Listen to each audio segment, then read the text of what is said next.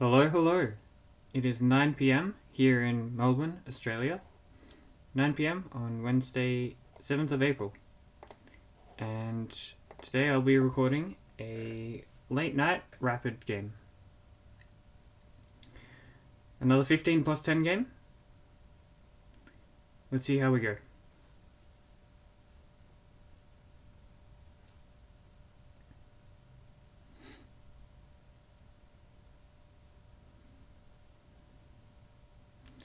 We're playing Bebek Adis. E4. Oh no, game aborted. Let's try again.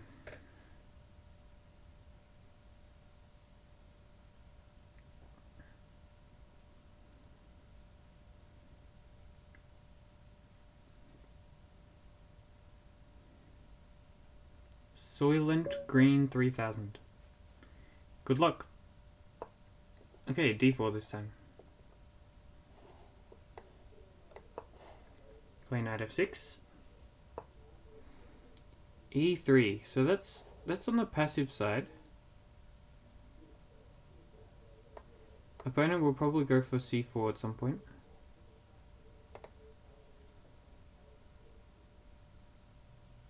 I'm actually leaning towards playing c5. So I could play d5 and it will transpose into some sort of Queen's Gambit. If I wanted to. But I think c5 is potentially a bit stronger now that e3 has been played. So I'll play this.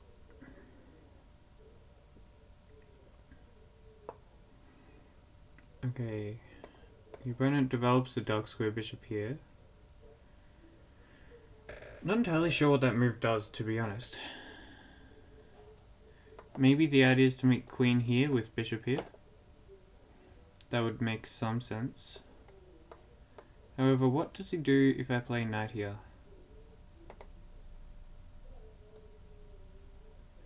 Even though, I don't know, the dark square bishop for white is not the strongest piece at the moment. Although I imagine this pawn will move at some stage.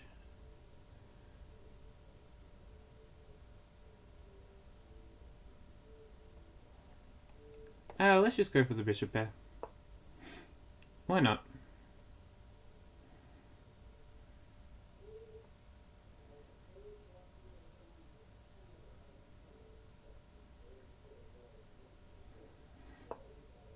Okay, so c4, not surprising.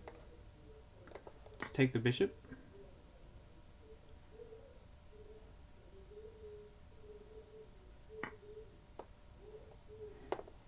And I want to get my other knight here. So either I play d5 or I play d6. d6 here. I could take as well. Takes. d5. Looks okay. I am a bit behind in development. That is the problem with moving my knight. Well, actually 3 times now. This move also makes some sense.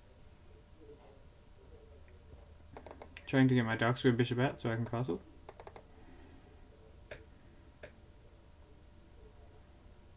I think I want to play d5 at some stage. So either I take first and then play d5. Or I play d5 immediately. But if I play d5 immediately, I'm a bit scared that after takes, this pawn will become under attack. I would have to play here. Actually, that looks alright. If he plays here then...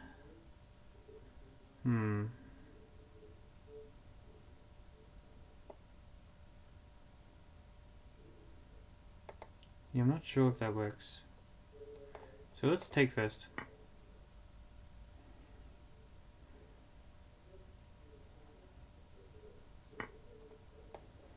Now play d5.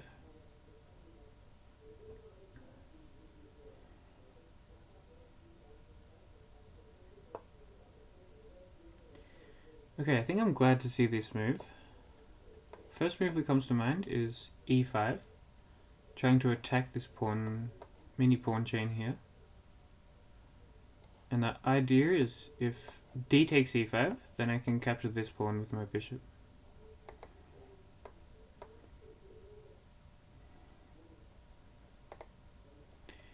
I could also go for ideas of this at some stage. I could just develop my light square bishop out and then play e6. Opponent will play b4, supporting this pawn chain. I will play b6.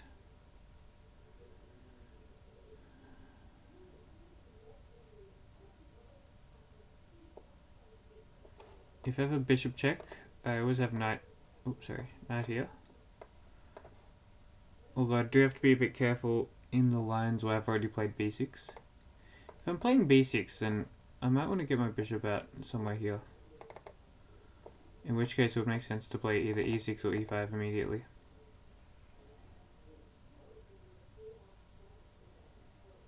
I think I like e5.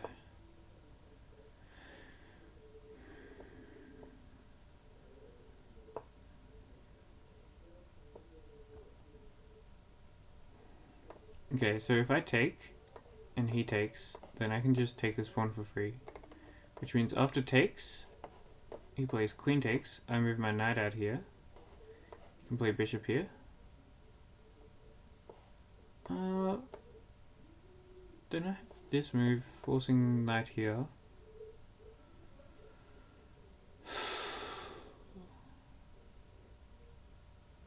But then I have takes, takes, takes.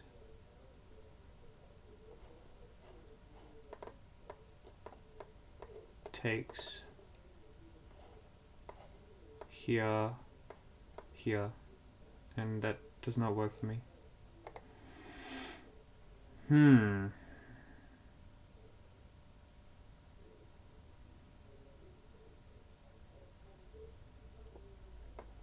I play this first? No, this pawn is under attack. Can I play knight here first? I think I'll just take. And if he plays this, I'll play this, and then we'll go from there. Oh, actually, after queen here, I have queen check. Attacking this pawn. So, queen here, queen check. Probably queen has to block somewhere, let's say here. But then I can still take, and then take here. So let's go for that.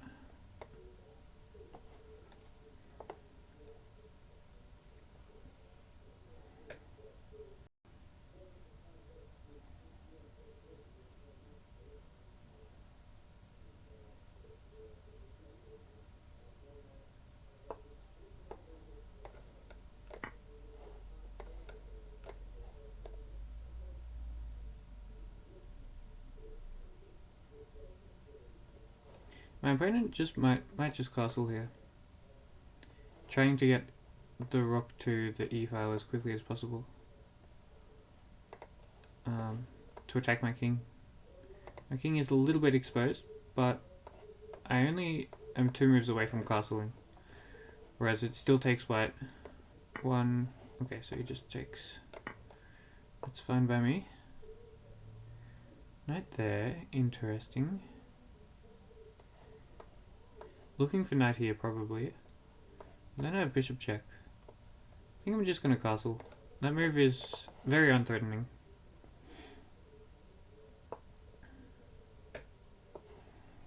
Rook here. Rook here. Bishop here.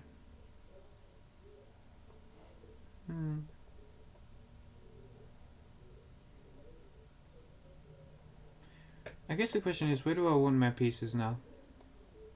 I can place my bishop here, but then opponent will get a knight here and then put pressure on my bishop, so I don't want that. Playing knight here makes a lot of sense to kind of eye this square.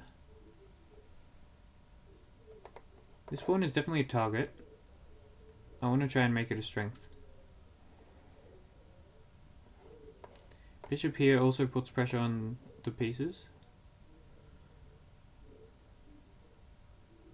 Yeah, maybe I can start with this one.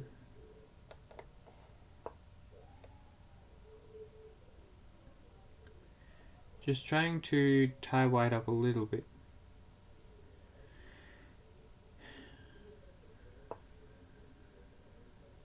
Okay, my bishop is under attack. I think I want to move it. Could also play this. Probably move it here or here. I think I'll just move it back. Guard this square. There's no knight jump to attack the bishop. Okay, yeah, that move makes sense. Just stopping knight here.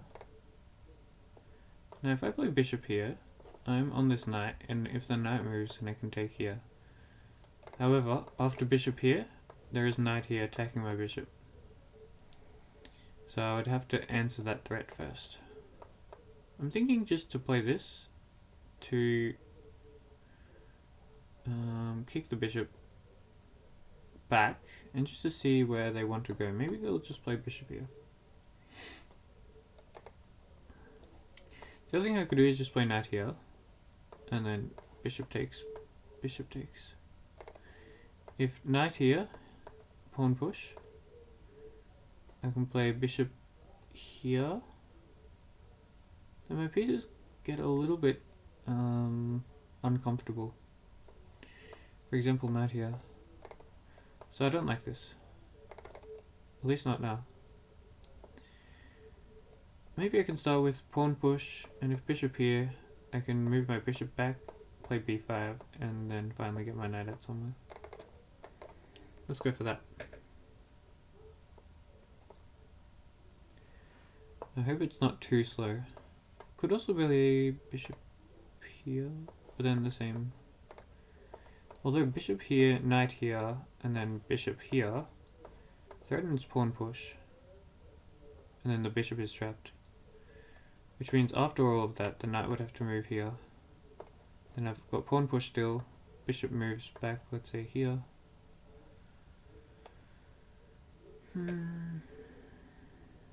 Not sure.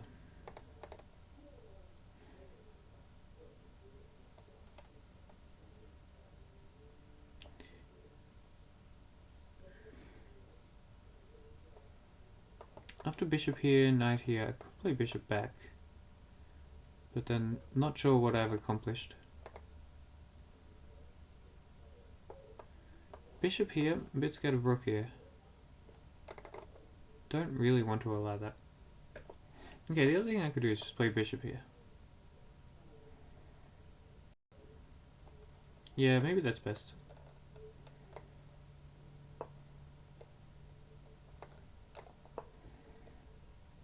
Oh, my opponent.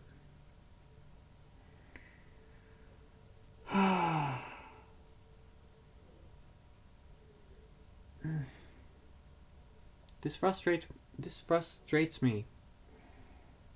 Why are people moving so fast?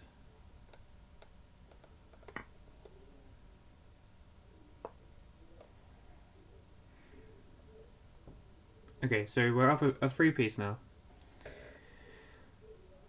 If I play bishop here, a4. And then I just have to move my bishop back still. So I'll drop my bishop back to here. My position is very harmonious. Could play, okay. He plays his rook in. I'm liking this move. Although knight here is a little bit annoying, threatening takes, and if knight takes, then rook takes. So I might play knight here first. Although after knight here, there is rook takes, pawn takes, rook takes. Then there's rook here. Oh, I could just play rook here now. If rook takes, rook here, that would lead to mate. Let's not do that. If I play this move,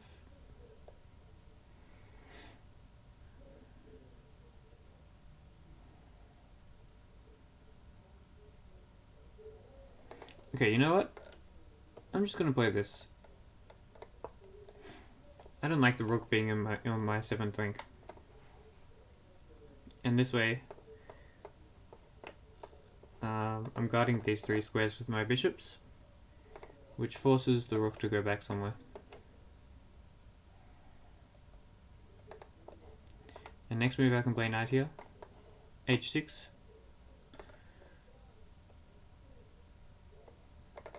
Knight here, bishop here, takes,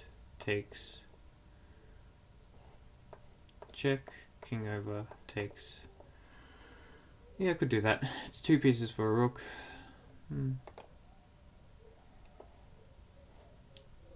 I could also just play bishop here. And then that stops any knight jump actually. Yep.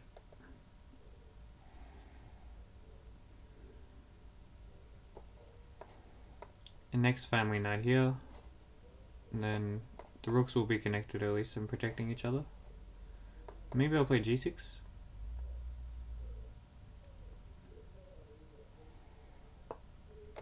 Okay, now it moves backwards. Now I have this move. And the rook would have to go here or here to protect this piece. But after that, I've bishop here. And there's no knight here. Well, firstly because of pawn takes, but also because of the rook behind there. So I think I'm actually just winning material here.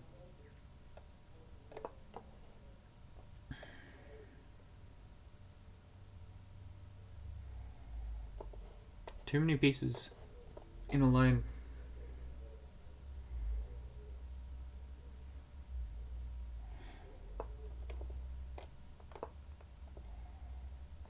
Ah, actually he can take.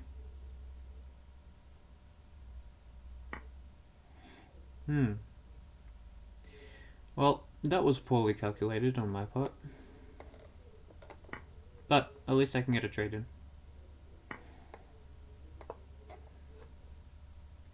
And now my play is pretty easy. Oh no. Oh no. What did I say about moving too fast? Oh, my opponent didn't see it.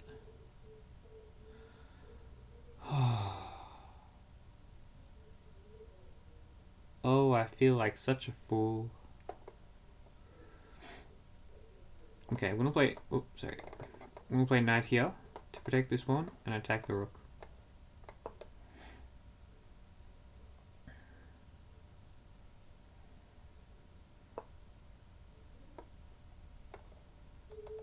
Thank you for the rook. Oh, bumpy finish to the game. We can have a quick look. I almost don't want to have a look at that due to the embarrassing end. Oh, okay. The opponent has already put in a computer analysis which shows some inaccuracies. So we can have a look at my stats here. Oh, okay. So apparently I only made 1 inaccuracy.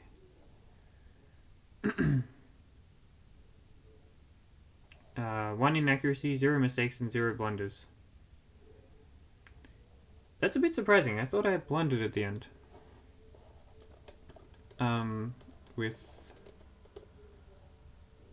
what was the move? Knight c6? Computer thinks that's not a blunder. After pawn here? Is my bishop not trapped?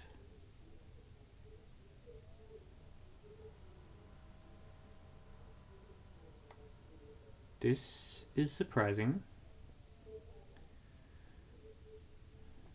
Maybe I have some fancy intermediate move.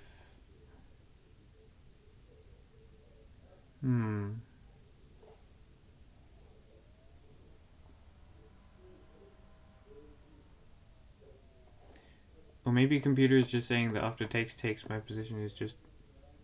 No, that wouldn't be the case.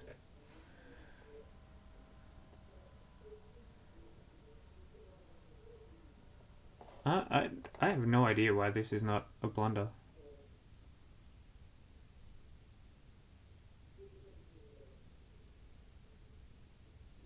knight here anyway. Ah, and if takes, then have knight here. Okay, I did not calculate any of that. So apparently my move wasn't a blunder after all. Totally unintentionally though. But anyway, back to the start.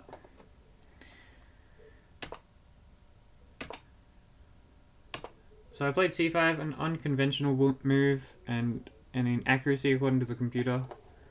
My idea was after d5 to go into a Benko Gambit style position, where I'll be going for ideas of playing b5,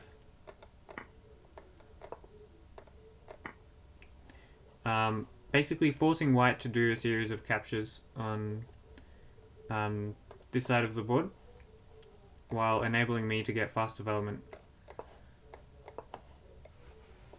Although now that I think about it, this move e3 is in the Benko Gambit lines, or quite a few of them anyway, so my logic was not particularly sound there, because I was arguing that e3 would help me in the Benko Gambit lines. Oh well. c5, bishop d2. Yeah, that was a strange line. Bishop d2. Not really sure what this move is doing. You don't really need to develop this dark square bishop in this type of position, at least early on. It's much better to develop your knights and your light square bishop.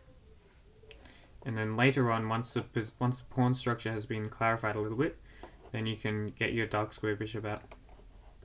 But moving the dark square bishop here, it just really invited me to go after it. Usually you don't want to move your minor pieces, multiple times in the opening. But here I felt it was justified to win the bishop pair because he was playing some strange moves, getting his minor piece out that didn't really need to be moved anyway. Yeah, and so that's why I played knight to e4 in order to capture that dark square bishop.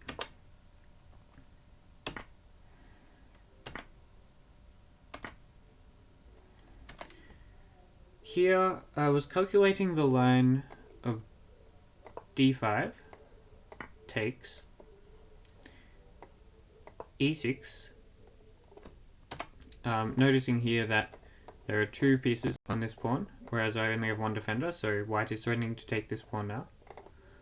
I'm not so worried about this pawn being captured at the moment because it's very easy to recapture normally with moves like knight a6 or my bishop being able to recapture it in most positions. So this capture is fine, but I'm more concerned about the queen and the pawn getting up on this, which is why I'd play e6, both to defend this pawn and also to attack this pawn here. However, I was worried about this move here, just putting even more pressure on this center, and I can't defend it. I can't move my bishop anywhere to defend it. Can't move my knight anywhere to defend it. And in fact, I have no more pieces to defend it. So I would have to play either d4, which I think would be too weakening. So for example, d4, knight here, attacking the pawn. I could play knight here, I guess. So maybe this would be okay. And then eventually play this. So yeah, maybe this line would be okay. I was a bit scared of that. But my reasoning in the game was I can't take here because then the queens come off, and I'm not sure about how to evaluate this position. I don't know where my king belongs. I've lost the right to castling, which is not ideal. Maybe knight out, takes, bishop back, castles, king here. I just feel like my king is a little bit too exposed for comfort. So this was the line that put me off playing d5 immediately. So instead of playing d5, I took first. They recaptured, and I think I played d5 now. Yep. And c5 I was glad to see, as I said in the game. and computer agrees that it was an inaccuracy.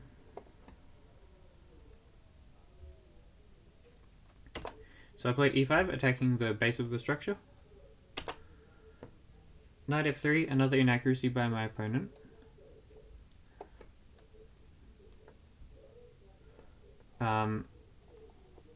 I think probably because of the line that happened in the game. Basically the pawns here just... Well, especially this c5 pawn is just too hard to defend. Apparently knight c3 was best, counterattacking this pawn here. So I think the idea would be, after takes, you can recapture here, and I have to spend time defending this pawn. And if we go down the line that happened in the game, then if I take here, white can, for example, play like this, and then all the pawns in the center get liquidated. I'm not up a pawn in this position.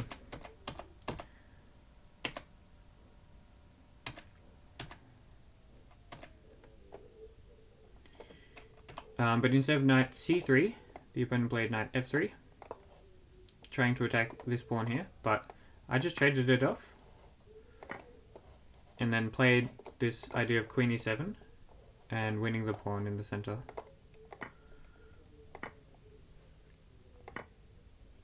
The opponent traded queens, and from here it required some technique. I wasn't really sure where to develop my pieces, but I just took it one move at a time, and tried my best in the position that I had. So I got my king to safety first, put some pressure on, avoided a threat, attacked a piece, traded, or offered a trade, but here my opponent just completely overlooked the fact that his bishop was hanging, which of course I took, retreated, kicked the rook away from the 7th rank. I was initially looking at moves like knight here, getting a piece developed, but then my opponent has this move, rook takes bishop, which is removing the defender of my knight. That would be a trade of 2 minor pieces for a rook. I'd still be winning here, but if you can avoid doing the trade of 2 minor pieces for a rook, yeah, there's no reason to go into that. So eventually I decided on this passive looking move, but I think it's quite an important one, just to get this rook out of the 7th rank.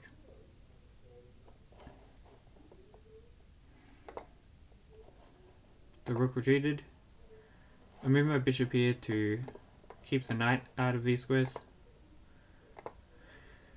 And here, I thought I'd won a piece. I don't really know what I was thinking. I thought that...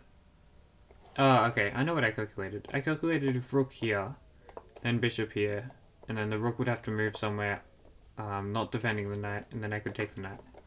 That was what I had calculated, but I got a bit confused, because after rook here, and then bishop attacks the rook, then there's scope for the rook to move down here, where it still defends the knight.